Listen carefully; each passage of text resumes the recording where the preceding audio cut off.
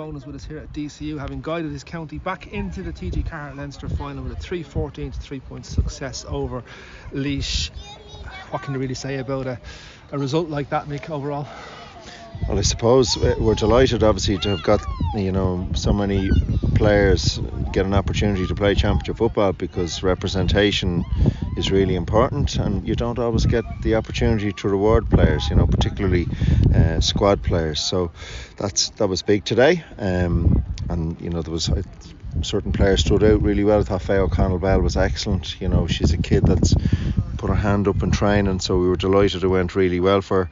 And then obviously we had a little bit of a mix from some of the girls that would have started last week. Didn't start, maybe didn't give us as much as we thought they might have last week, but some of them answered it a bit better today. I thought we were a little bit better in creating goal chances, not as clinical as we'd like to be, but that's the work-ons. I think we probably had 8 goal chances and only finished with 3 of them. So I thought defensively we were sound, although they were in for a good, 2 good goal chances, 2 good stops. I thought in goals, Abby was a very, very good today.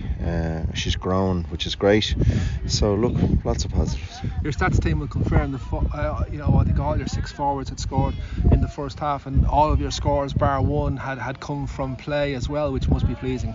Yeah, some of the movement was good. We were disappointed last week. We thought we were a bit flat up front. We thought we were very predictable in the way we played.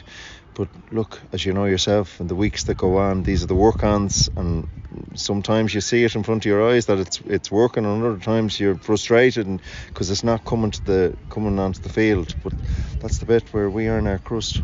I hope my written colleagues had plenty of paper for all the substitutions that were made, but one of them was Kerry Owens, of course, of Thomas Davis, who has had an extremely difficult period following the loss of her mother recently as well. Yeah, and obviously comes from a very proud club, and in that part of the city, the community spirit is just huge. To see their club in action last week will put you in good form.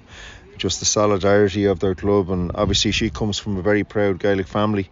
Her auntie Christine obviously played for the Dubs. Her own mum, I think, might have played junior football for Dublin at some stage.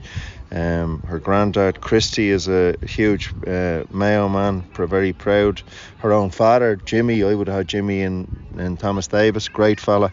They'd come from really good cut of cloth, so you'd be delighted for her, and I know that would have meant an awful lot to them there today. Now, it is mission accomplished for you. You're back in the Leinster final once again for 2023, probably you would assume against Meath again in a couple of weeks' time. But the overall progress of this group, Mick, so many new players coming into it, and to see them gel and find their feet at intercounty level so quickly is particularly pleasing for you. I'm laughing there as the kids go by. We 2 kids in with us today. One, they live in Meath, and one refused to wear or to take her Dublin jersey off last year when Meath came back with the Brendan Martin, and she's got an awful time in school since. And the parents ask us, I'm just looking at the grin on her face as she stood in with the picture of our crew, and it just shows you what sport means. 8 years of age, and she's standing up for the county that she's an affinity to, and regardless of the hard time she's getting in school, she's willing to stand over it. But as regards what's coming down the track for us, look, the reality is I don't think Meath were at their best last week.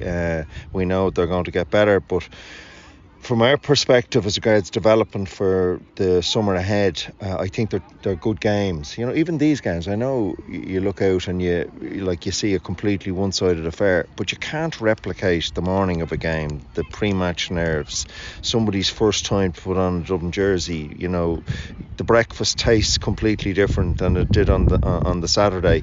You only get half a night's sleep, the pillow doesn't seem right, all the stuff that are only brought to the fore when you get ready for these type of games. So it still matters from that point of view. And over the last number of years, Leinster really wasn't competitive until Meath came back into it, and that's obviously made for a better competition. So we can't wait to play them again in 2 weeks' time. So that's the nature of this competition.